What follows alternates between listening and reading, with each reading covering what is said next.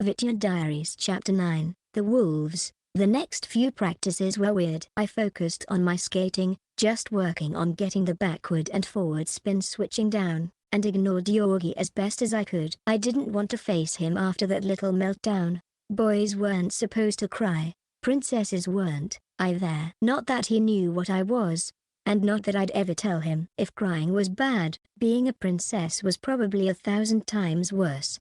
He'd never let me live it down. Despite this, he was friendly, sympathetic, even gentle. Like he was trying to comfort me while walking on eggshells. It was annoying. I wasn't that fragile, so I returned his greetings, answered his questions, and didn't bait him into any arguments. But otherwise, I turned all my attention to the ice and perfecting what I needed to. Coach must have noticed because he looked like he wanted to say something, but held himself back. Instead, he worked with Yorgi on refining his technique, drill after drill. I never got that much hands-on attention from Coach, even when I was his favorite. Then again, Yorgi was preparing for his senior debut. That was probably why, right? Maybe. I finished up my allotted time and left without commentary. If Coach was busy, there was no point in interrupting him, especially since it kept Yorgi occupied, too. The last thing I needed was to be cornered by him to ask about return dinner plans. I changed in the locker room and packed my backpack, skates tied to the hanging loop, then checked my phone. It had been days since I'd heard from Nico, so it was both surprising and not when I saw I had a message from him. Several, actually. Why did you die, Miska? Why, or did you really hook up with the Popovich? Why, cold shoulder, brutal? Why, Miska? Why, I want to hear about your date with him. Why, was it good? I rubbed my eyes, then reread them. Was he jealous or drunk? Maybe. I couldn't tell. The messages were spaced apart by a few minutes. Had he just realized that we hadn't been talking? Had he been holding out to make me text first? Either way, I wasn't about to give details about what happened. If Nico thought I was gay before, he'd never be interested now. Me, sorry, I was in practice. Me, dinner was fine. His parents are really nice. So is his house. They're money people. I checked my phone again when I reached the bus stop. Why, you'll have to see my house sometime. Right. He was rich, too. Great. With how generous his mama was, at least on paper. I could only imagine what their home was like. A mansion? Probably. Just another item on the long list of reasons why Nico would never be interested in someone like me. But I was a masochist and an idiot, so I took the bait. Me, yeah, that'd be great. Was that too much? He hadn't replied by the time the bus came, so when I found a seat, I typed out another. Me, it'll take me a long time to get there on the bus though. Smile. What was I thinking? He lived in Moscow. Even if he did like me, we'd never see each other. There was no way I could afford to go see him, travel expense or time investment. Not during the school year, anyway. What a miserable joke. I transferred to the underground rail, swiping my MetroCard, and found a place to stand in the back. On my second transfer, I checked my phone again. Why, I bet we could arrange something. I took a deep breath, then slid my phone and all the implications it carried into my pocket. Did he like me after all? Was it too early to be hopeful? Probably. Yes, but I felt it anyway. Chest flutters, the little smile on my face. It was so stupid to be so happy about something so small and unintended. I kept smiling after I got off, then onto the bus. I couldn't think of anything to say to him. Yes, sure. Let's do this. Marry me? Nothing sounded right. Too desperate. Too needy. I read the message again. I bet we could arrange something. Go to Moscow and stay with Nico. More chest flutters. I was going to die if this kept up. By the time I got off the bus and started my long walk home, I was in a pretty good mood. Each footstep felt like music, the way my body created the rhythm and the melody through the pavement. The pull of each breath of salty sea air. The hum of tires and traffic was the backbeat to the world I knew. Each brush of rubber on asphalt, paper against brick wall, and stranger's voice added to the leitmotif of the song in my heart. The song of St. Petersburg. My beautiful home. The breeze that swept over the canal was cool enough that I had to pull my jacket tighter. Even though it was summer, Russia never stays warm for long. I turned down the block and past the familiar storefronts.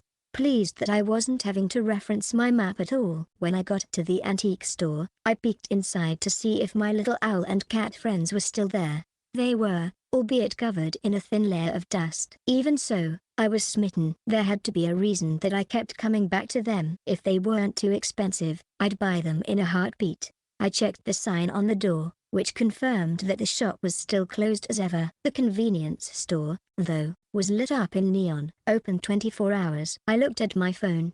I was still making pretty good time. A few more minutes wouldn't mind. My aunt and uncle were finished with dinner by now anyway.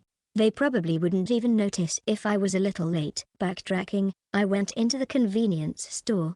The bell overhead chimed to announce my arrival, and the cashier looked my way with a tired frown. "Hi." I put on my best smile and walked up to the counter. "I have a quick question." "I'm not buying anything," she muttered. "Sorry, kid." "Oh, I'm not trying to sell anything." "No cookies?" I shook my head. "Nope. I just wanted to ask about." She cut me off, slapping her hands on the counter. "You're Viktor Nikiforov." Before I could even react, she had a magazine in her hand, flipping pages until she found an article, which she held up to show me. I knew it well. "Viktor Nikiforov breaks silver streak, brings home gold for Russia in Junior Grand Prix." My photo was there, big and in color, with the gold medal front and center. I studied the magazine spread as if it wasn't plastered on the wall back at the dorm with a skeptical hum, then nodded. "Yep. That's me." "Sorry, I thought you were a girl. You're famous." I shrugged. "That's okay. I don't mind." She took the magazine back to compare the picture, eyes darting back and forth. "It says you live here in St. Petersburg, too." "Yep. How did I not put that together?" "Crazy small world. Can I have your autograph?" I guess I'd signed stuff at competitions before, even at the rink. But on the street? Wow. "Do you have a pen?" "Sure." She flattened the magazine with one hand and dug around in her drawer until she found a marker. "Tada." "What's your name?" "Do you want me to write it out to you?" I looked for a name badge, but she didn't have one. "No thanks. I want to put this on eBay." I frowned. Well, that was.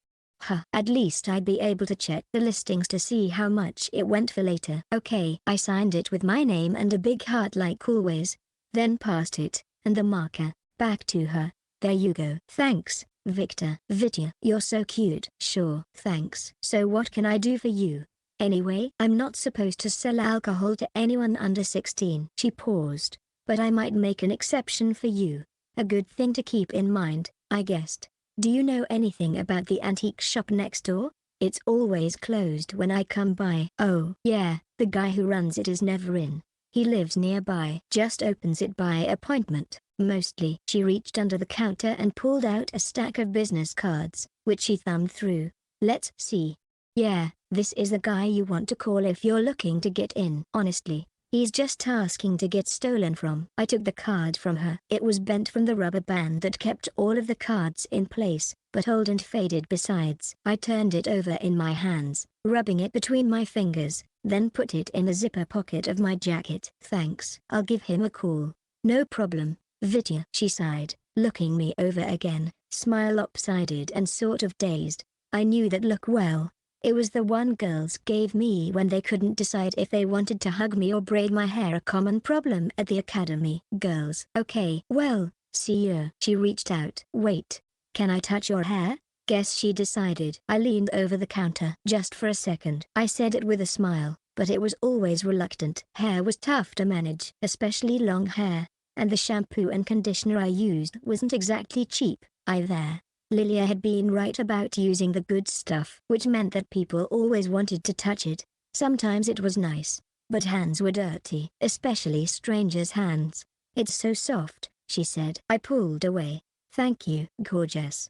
Her eyes sparkled, maybe with envy, hopefully admiration. I backed away from the counter until I was sure that I was out of arm's reach, then hustled out and into the evening, scurrying past the antique shop's dark window before the closing convenience store's bells finished ringing. Halfway down the block, another gust of wind tugged at my sleeves and tossed my hair into a wild flurry of silver up and over my head, right into my face. So much for a glorious mane. That was the only thing that I didn't like about having long hair. That, and clogging the shower drain, or how long it took to dry and style. But everything else about it was great. I dug a hair tie out of my jacket's inner pocket, turned to face the wind, eyes to the ground. Though it took a few tries for the wind-blown, sweat-infused locks to behave, I managed to beat it back in a messy ponytail, all while juggling my backpack and heavy skates. "Hey, Vitya." A man with a cigarette perched at the corner of his mouth held up a copy of the same magazine that the girl had. "Oh, another fan." I swept the stray hair from my face and grinned. "Did you want an autograph, too?" "Yeah, if you have a minute." The door to the convenience store opened again, and two more guys joined the man with the magazine. They were a pack. Whether that was a pack of wolves or a pack of gum, I didn't know. "Do you have a pen?" The man in front checked the pockets of his jacket, but found nothing. "Damn." "What about you guys?" "Nope." Fresh out. With a sigh, I slipped my backpack off one shoulder and around, crouching to unlace my skates from the top loop. "Hold on." Sure. It was getting darker, and the shadows from the street lamp overhead were faded ghosts around me as they crowded around to watch me. I managed to get into the zippered pouch where I kept the stationery, took out a pen, and looked up to where they were looming. "Here." The first man dropped the magazine in front of me, which fanned out in a splay of glossy pages. I took it, thumbing through the pages to the article, and paused when I came to my signature from a few minutes ago. Swallowing, I looked over my shoulder toward the convenience store. The man with the cigarette coughed. "I want to touch your hair, too." Just as he reached for my ponytail, I ducked and took hold of my backpack, lunging right for the space between the two other guys at a sprint. There was a thunk as my right skate hit the ground, but I kept going. I wasn't stupid. A skate I could replace. But if these guys were going for my ponytail... "Hey, wait." One of them yanked me back by the skate left on my bag, and would have had pulled me over if the lace hadn't snapped. Instead, it pitched me forward, stumbled, hopping on one foot for 2 or 3 steps right into the waiting arms of one of the thugs. "Where are you going, you little faggot?" "I'm not." "Let me go." The man spun me around, wrenching my arms at the elbow until they were touching behind my back, grip tight and getting tighter. "Ow." "Stop." "Help." "Shut up." He squeezed tighter, breath hot and heavy against my ear. I didn't stop, though. I struggled hard and got out one sharp scream before the guy with the cigarette grabbed me by the mouth, pinching hard to grind the inside of my cheeks against my teeth. "Yeah, you look like a girl with all of this makeup. And your hair is so pretty." I couldn't decide if I should be mad or into it when you were hitting on my girlfriend. I yanked my head back against the chest of the guy holding me, and gave my best bark. "I wasn't." He flexed his now empty hand and dragged his fingers down between the open cavern of my jacket, over my chest, and fisted the hem of my shirt. "Let's check, just to be sure." "Hey." I squirmed, but it didn't do any good. He pulled my t-shirt all the way to my neck, fabric stopped only by my arms, and took a long look while the others laughed. "Nothing there," he said, letting it go. "Look, he's blushing." "What? Embarrassed you don't got any tits for us?" I think he's actually going to cry. Maybe. Maybe not. The guy behind me had a firm grip on my arms, and nothing I'd done had gotten him to loosen up, so at least I was pretty sure this would work. I rose onto my toes like any good ballerina relief and kicked off from the ground. With one sneaker planted firmly on cigarette man's thigh, I used arm guy's support to swing my other leg right into his face. The cigarette went first, then the man, staggering to keep his footing. What the hell? Maybe I was small, but I was strong, and my legs were nothing to mess with. The guy holding me let go in surprise, and I hit the ground on both feet. Though it wasn't my most graceful landing. Didn't matter. As soon as I had traction, I made a break for it, one hand outstretched for the hoop of my bag while my other arm made a shield over my head from the last guy. I wasn't about to let him get my ponytail, either. The wind nipped at my heels as I ran, putting distance between me and the angry cursing that followed. I took a left at the end of the block and cut across the street, hopping the short fence that divided the road. Then I hurried down a side street, slowing down just enough to listen for the calls or footsteps of my pursuers. There was the wind, and cars on the highway not too far from where I was. Voices reverberated off of the concrete, but it sounded distant and muffled. I kept close to the buildings, taking shelter in shadows and grays, winding past gates and for sale signs, parked cars and vacant lots. I kept walking as the night settled in, air getting colder. clutching my backpack to my chest. Nothing was familiar. Where was I? Most of the buildings were nearly identical in form, tall, concrete, grey. Row after row of the same housing and commercial structure, but without the signs I'd come to recognize. I was lost. I needed to get home, where it was safe. I shuddered as I walked, and zipped up my jacket. It wasn't that cold, but I couldn't stop trembling anyway. What they did? Maybe it wasn't a big deal, but it made me feel like boiled cabbage that's been left out in the cafeteria. Heavy, slimy, lukewarm, unwanted, sour, and my skates. I'd left them behind. Maybe I could retrace my steps, get them back. It was dangerous, but I wasn't getting any closer to home wandering blindly. I checked my phone. Why, are you still mad at me?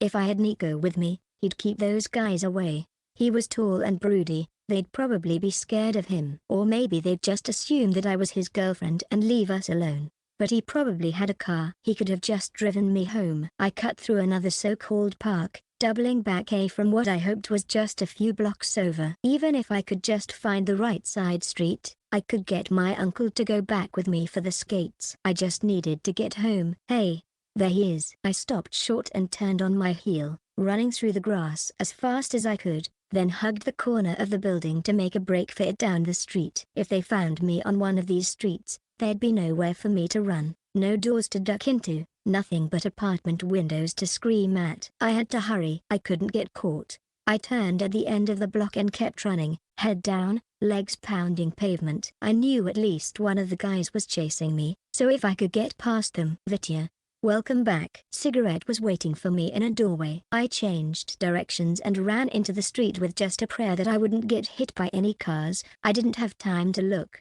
There was no time to be relieved when I reached the other side, though, slipping between two parked cars and over the sidewalk, stooping down to get past the caution tape of a building under construction. They wouldn't follow me in there. It was way too dangerous for big, stupid bullies. I was nimble, though. I picked my way through the piles of lumber and rebar, skirting past the weather-worn tarps and brick to search for the other side. If I had to, I could just wait them out in there. There were plenty of places to hide, but I should have known better. Mistake number one. Guys like them were too stupid to know that they shouldn't go into a place like this. I heard footsteps behind me, stumbling in the dark. Then clattering and cursing. They weren't going to give up. I reached the other side of the building and held my backpack out to the side so I could shimmy through the gap in the wall. It wasn't wide enough for me to get through with it. That was mistake number two. I just started to pull my bag through when one of the guys grabbed onto it and my wrist with it. I screamed again, and the pale sky disappeared as they dragged me back through and into the dark. Let me go. You kicked me in the face. So? Mistake number three. He pulled me toward him right into his raised knee and I doubled over so hard that I couldn't even breathe. When he let go, I crumpled to the ground, gasping, hands between my legs. Okay, I'm convinced. He laughed. You're a boy after all. Even though I heard him, I didn't care. I coughed out a whimper and a groan, curling in on myself as tight as I could go. My stomach churned, vision blotted with black and white spots which stayed even after I closed my eyes. Every breath made the nausea worse, so I tried to stop breathing, which only helped a little. I wasn't going anywhere. They upturned my backpack, dumping the contents into the dirt. What were they doing? Looking for proof. They weren't going to find anything. Look, a unicorn pencil case. It's pink. Shit. Damn, kid. Don't you know what happens to boys like you? I felt a shoe against my back, nudging me, but I didn't look. I was trapped, incapacitated, and surrounded. Crying isn't going to help, you little faggot. It's disgusting. Weak. Creepy little pervert. I wasn't any of those things. I wasn't. I'm not. Not what? The man crouched down, taking my chin in his hand again to angle my face toward him. What aren't you? Huh? I'm not gay. All three of them laughed, but it was the guy I'd kicked that replied, patting my cheek. Don't worry, kid. We're here to help. Get up. I shook my head. I didn't think I could even if I wanted to. The nudge from earlier became a sharp kick against my back. He said get up. I bit back a yelp and let go of myself, flattening palms against the ground to get to my knees and stop crying.